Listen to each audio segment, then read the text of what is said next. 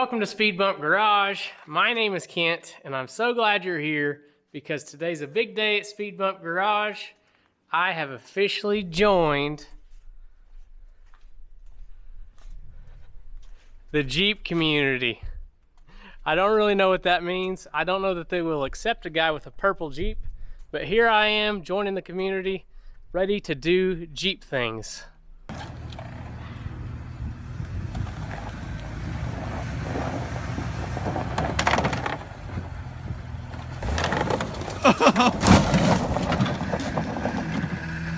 And some other Jeep things I've noticed just as an outsider of the community. When you're cruising your Jeep, first thing you've got to do on a nice day is take your doors and your top off. I don't have either of those things, so I'm all set to go cruising. Then you've got to assume the proper Jeep sitting position to cruise your Jeep with the doors off. You gotta get your foot up here, and I guess when you clutch, you just gotta slide it back in and clutch, and then get your foot back up there. But you want to make sure you're cruising, and when you see other Jeeps, you got to give them the two-finger wave. Hello, Jeep owner. Hello, Jeep owner. It's a real tight community. Happy to be part of it, but I've got my wave down, got my sitting position down. Let's talk about my Jeep. This is a 54 Willys Jeep. I don't know much about Jeeps, but after a quick Wikipedia search and reading the tag on the dash, this Jeep is a M38A1. Now, this is a 1954 model, and from what I've read, this is the predecessor to the CJ5, which is the long-running CJ series of Jeeps. This is the first one with the rounded fenders. The flat fender Willys were a couple years before this. Little history on this Jeep. This Jeep belonged to my grandfather, who is obviously a huge K-State Wildcat fan. Now, Pop grew up in Manhattan, Kansas, went to K-State, graduated from their veterinary medicine program, was a longtime veterinarian here in Northwest Oklahoma, and as you can imagine, there's not many K-State fans around here in Oklahoma. This is Sooner and cowboy country. So this Jeep is probably not going to be received real well in this part of the country, but I'm not too worried about it. I like purple, I like this Jeep, and I can't wait to get it back on the road. One thing about this old Jeep, it has been painted a lot. Here's what I believe to be the original olive drab. I think this was an actual military Jeep. So it looks to me like it was green, then it was maroon, and the firewall's actually been painted this maroon color. And then it was possibly blue. And then finally, my grandpa got the case of Krylon spray paint and put what it is now the purple. He put a lot of purple paint on there, and I know for sure he painted it more than once. So it has a few coats of Krylon purple. We've got some really cool slot mags on it. I think my grandpa probably added these steps. I don't know how long those will survive on it. What we're gonna do with it. Somebody has added this roll bar, which I think is too tall. And you can tell the welds on it are not great. So I want to bring that down so it's maybe just a touch above the windshield so the actual Jeep flows. I mean, we're really worried about looking cool with this Jeep. I want the community to accept us, so we're gonna have to chop that cage. Let me know what you guys think.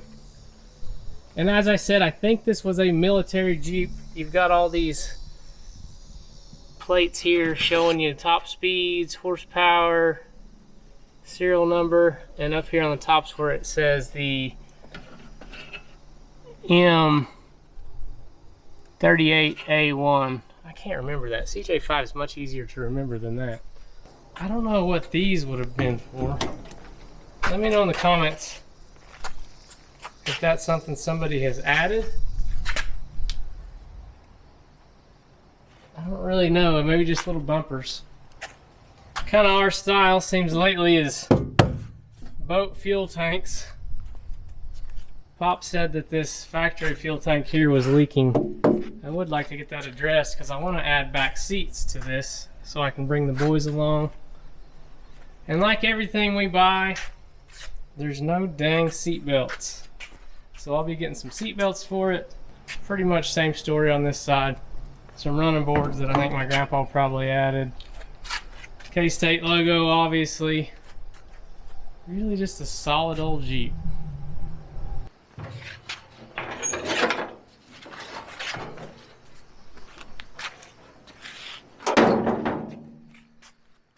Let's talk about the power plant. I'm gonna pull my Wikipedia page up here because like I said, I'm not a Jeep guy.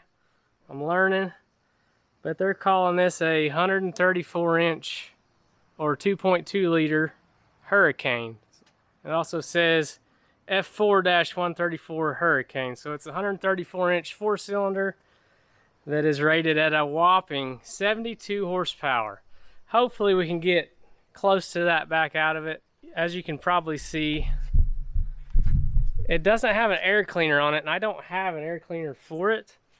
I did look, I do have some hood clearance, but I'm going to have to find something to hook onto this carburetor because there's hardly, maybe 3/16 of an inch there to clamp an air cleaner onto. We'll worry about that after it's running. It says that it has a T90 3-speed, which I believe would be a Borg-Warner transmission. I know they put T in front of a lot of their transmissions. So T90 transmission, Dana 18 transfer case, Dana 25 front axle, Dana 44 rear axle. Now Dana 44 is the only one of those I've ever heard of. We're learning. We're gonna be Jeep people. Let's do it together. The last time this Jeep has ran was in 2017, and I actually had gotten it running. It'd been parked for a couple years before that, and I just kind of got it out and cleaned it up for my grandpa. Drove it around his house a little bit, and then parked it where it was sitting until 2 days ago when I pulled it home. Here's a picture of where it was sitting. The drive home blew a lot of the crap off of it. We're ready to go. I do want to get it washed. Let me show you this power plant before I wash it.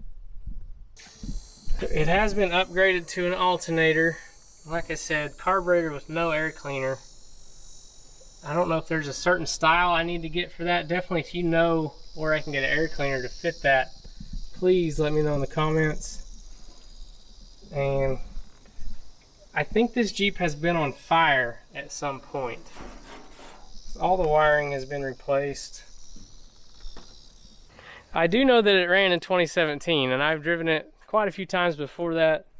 It's got an electric fuel pump right here and a dirty, dirty fuel filter. So I did try to get it running when I brought it home. Was gonna fire it up to drive it on the trailer, and the oil line going to the gauge, the pressure line, has been chewed in two by a mouse or a rat, and I was spraying oil everywhere. So that's all I got to do was just turn it over a little bit. Made a pretty big mess, and we decided to winch it on the trailer. So that's one thing for sure I need to address. But the first thing I'm going to do today is get it washed. I want to wash these seats so they're good and dry when we're ready for our test drive. The front drive shaft is out of it. Here's the drive shaft, and I don't have the straps for it. So I'm going to have to come up with some drive shaft straps. My grandpa had said that that was taken out because it was a little bit hard to steer for him with that drive shaft in there. So right now we're only going to have a two-wheel drive Jeep, but don't tell the Jeep people that. They're really not going to accept me if I got a purple two-wheel drive Jeep. So if we're going to get some U-joint straps, need to fix that oil line, we should be ready for a test drive. Let's get it cleaned up. We'll go from there.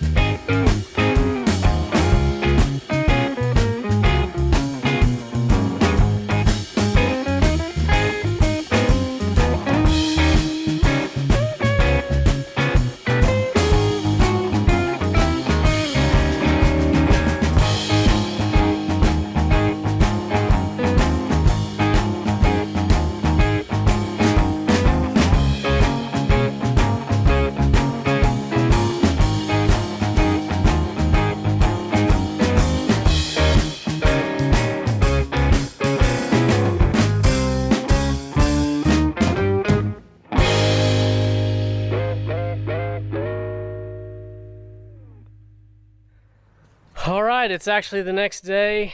Gave this Jeep plenty of time to dry out. Let's take a look at it. I don't know if you'd say that it looks better.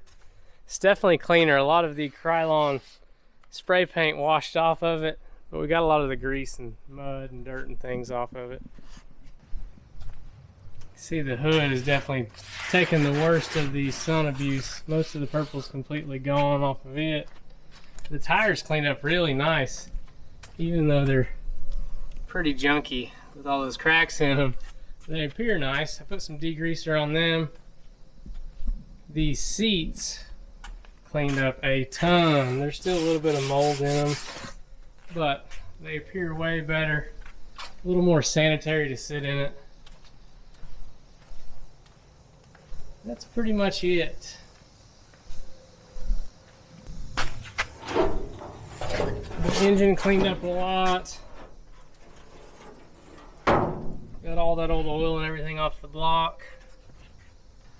Looks like this thing has had a starter put on it and an alternator. I see a O'Reilly Ultima part number on that alternator. The engine looks really good. It came exceptionally clean. I did go ahead and throw a new battery in it. That battery's a little bit too big for that holder, but it's the only one I got. And I know I told you that we had a bad oil leak on the signal line going to the gauge. I was going to fix it. After I pulled the dash and got to looking at the gauge, that's your oil pressure gauge right there. The gauge is actually broken. So I did the right thing and I plugged it. Obviously just a temporary fix. I know it's got oil pressure at least a little bit because it was spraying oil everywhere as I was turning it over the last time. So for now, we'll probably do our first test run with just the plug in there. Then I'll work on getting a new gauge. So I think before we run it, I know I need to change this fuel filter. I want to pull the top off the carburetor and just wash it out so we're going with a fresh start. And I was going to drain this tank. This probably has 4 gallons of gas in it. But after I was reading the dash tag, I don't know if that's showing up, but it's saying the minimum octane for this 4-cylinder is 68. Now, if you remember, the last time I had this Jeep running was 2017, and I know I filled that gas tank up then. So hopefully our 87 octane that I would have put in there in 2017 with the help of a little octane booster can still meet that 68 octane minimum requirement. They must have given these engines pretty low compression to run on 68 octane fuel. That's pretty low, which makes sense because they were often operated in pretty poor conditions, I'm assuming. I know these Jeeps, this model of Jeep ran in Korea and Vietnam, so maybe their fuel supply over there wasn't as good as ours is today. But I hope we can boost it to that 68 so we can get some good drivability out of it. Increases octane rating by 3 full numbers. Treats up to 25 gallons. What's it gonna do if we put the whole bottle in 4? Maybe we'll get 6 full numbers out of it. Give her a big drink.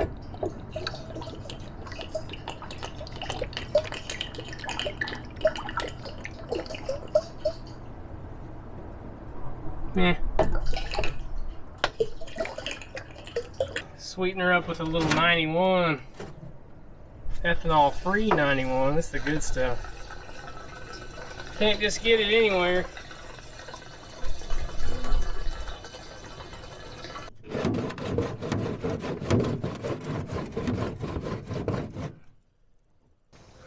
Let's see what the inside of this carburetor looks like. I taped it up because I don't have an air cleaner for it, which I still need to figure out or to get one.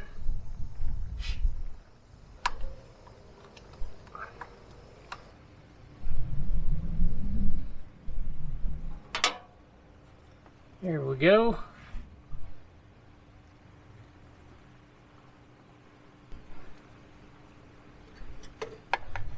Hopefully we can save this gasket because I do not have another one. It's not too dirty, but there's kind of an unusual float on this thing, and I'm by no means a carburetor expert, but this is different than anything I've seen. The float is just sitting in there. It's not attached to what pushes the needle. So you've got this piece by itself, and then your float literally just sits in there. Yeah, see, we're pretty dirty. Float looks good, and it was actually floating.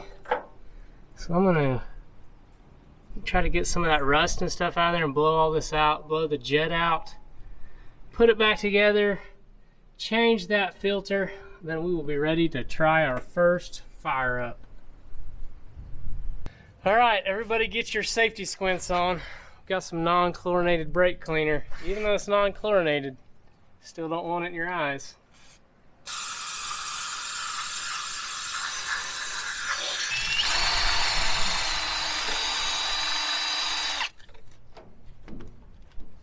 It's a whole lot better than it was.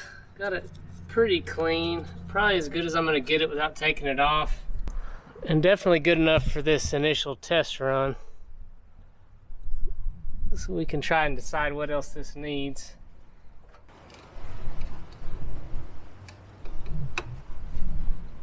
I've about got this fuel filter off, and I wanted to turn the camera on to show you guys how bad it is. Look at that. Now, we're running on a plastic tank, so I'm guessing all this rust is either from the previous tank, the factory one, or our fuel line. We still have a metal fuel line from right here to the plastic tank, or probably both. That fuel line's probably in really poor shape, and it still had some crap in it from the factory tank before they put the boat tank in it. That is just an awful looking fuel filter. I'm going to try to flush these lines out a bit before we throw our new filter on and get them hooked back up. New fuel filter's on. I didn't have another big one, so that small one will do for now.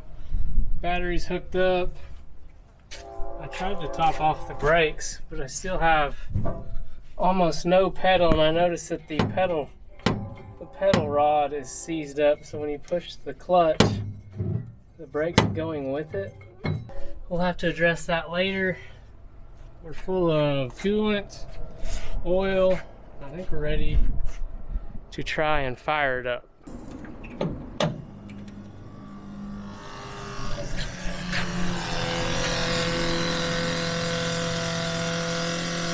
Still don't look too bad. Come on, baby. Got fuel.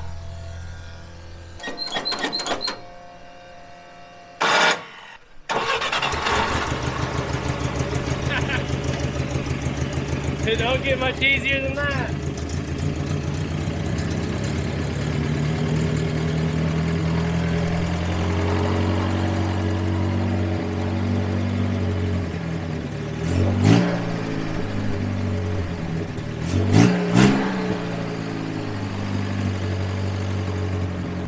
It's even gonna idle.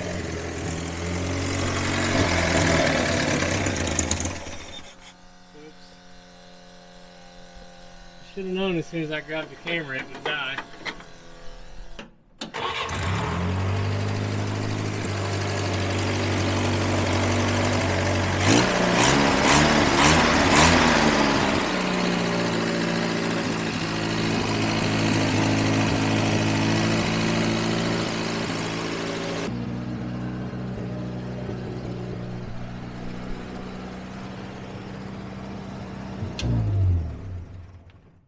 I think we're ready for a test drive. We'll drive around here. We won't need brakes for just a pasture run. Let's get the cameras mounted and go for a ride. All right, moment of truth. We have no brakes at all, but it'll be fun. Jack's here now too, by the way. He just got home from school. Yep. Ready? Yep. Oh yeah. Car's right up.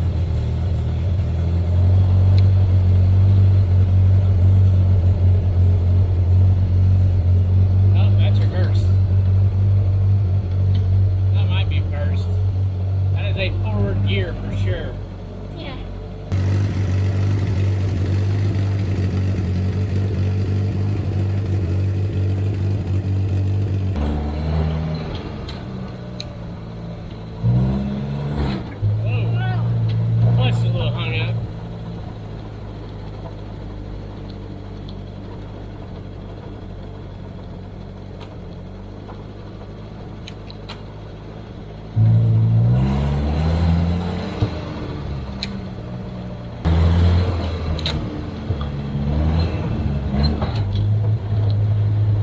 keeps hanging up. I don't know if that's that brake pedal hanging it up.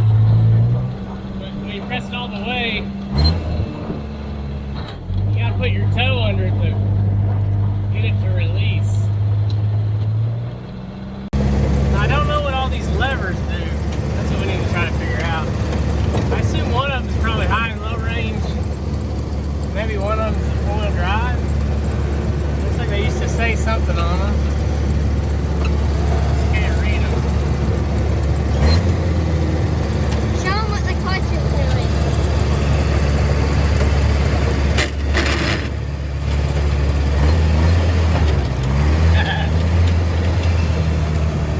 Let me turn the idle down a little bit.